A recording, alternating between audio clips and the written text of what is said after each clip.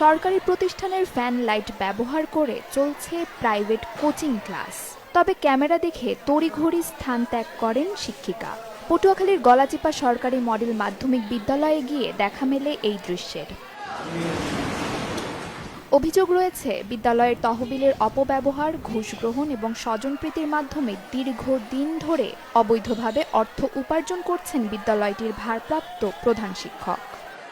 আমি ক্ষমা চাই, আমি পারতাম না, আমি করব না। এখন একজনে পারছে, কিভাবে পারছে আমার জানা নেই। হেড স্যার আমাদের বলছে যে সিলেবাস কমপ্লিট করতে হবে, রোজার কোরবানির পরে পরীক্ষা হবে, এই জন্য আজকে একটু এক্সট্রা ক্লাস নিচ্ছি। কোচিংয়ের শিক্ষার্থীরা জানান প্রতি মাসে জনপ্রতি 1000 টাকা করে ফি দিতে হয়, আর এই কোচিং না করলে স্কুলে আসলেও ক্লাসে বসতে দেওয়া হয় না। একটা প্রাইভেট তো যেমন 1000, আমরা আসে দাঁড়িয়ে থাকা লাগে, ভিতরে ঢুকতে পারি না। তারা প্রাইভেট পড়ায়, এই জন্য প্রাইভেট শেষ হয় তারপর ঢুকি। তারা স্কুল শুরু হওয়ার সময় পড়ানো শুরু করে, মানে তারা স্কুল শুরুর কিছুক্ষণ আগে ছুটি দেয়। আমরা ব্যাগ বুক নিয়ে আইসা দাঁড়াই থাকা লাগে অনেকক্ষণ। তারা পিটি শুরু হয়, পিটি শুরু হওয়ার কিছুক্ষণ আগ পর্যন্ত পড়ায়। সরকারি বেতন পাওয়া সত্ত্বেও শিক্ষকরা কেন এমন পথে যাচ্ছেন তা বুঝে উঠতে পারছেন না অভিভাবকরাও। মার্ক কম দিতেই পারে তারা।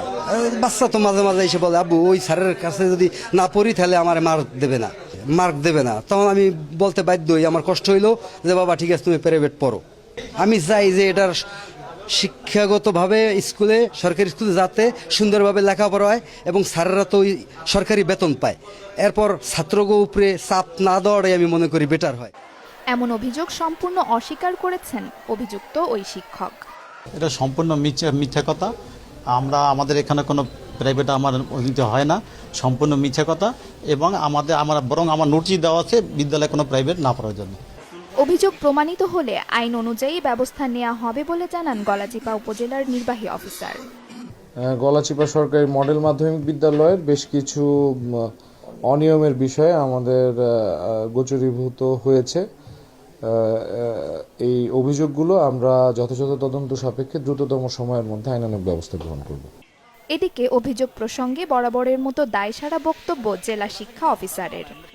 গলাচিপা সরকারি মডেল স্কুলের কোচিং সংক্রান্ত যে অভিযোগটা আমরা পেয়েছি, এটি আমরা খতিয়ে দেখব যে এখানে অনিয়ম কিছু হয়েছে কিনা। অনিয়ম হলে আমরা সে ব্যাপারে আমরা ঊর্ধ্বতন কর্তৃপক্ষের কাছে আমরা জানাবো এবং স্থানীয় প্রশাসনের কাছেও সহায়তায় আমি তার প্রয়োজনীয় ব্যবস্থা নেব। যখন একজন শিক্ষক এমন গুরুতর অভিযোগে অভিযুক্ত, তখন প্রশ্ন ওঠে শুধু একটি প্রতিষ্ঠানের নয়, পুরো শিক্ষা ব্যবস্থার উপরেই। স্থানীয়দের দাবি অবিলম্বে স্বচ্ছ তদন্ত করে দায়ীদের বিরুদ্ধে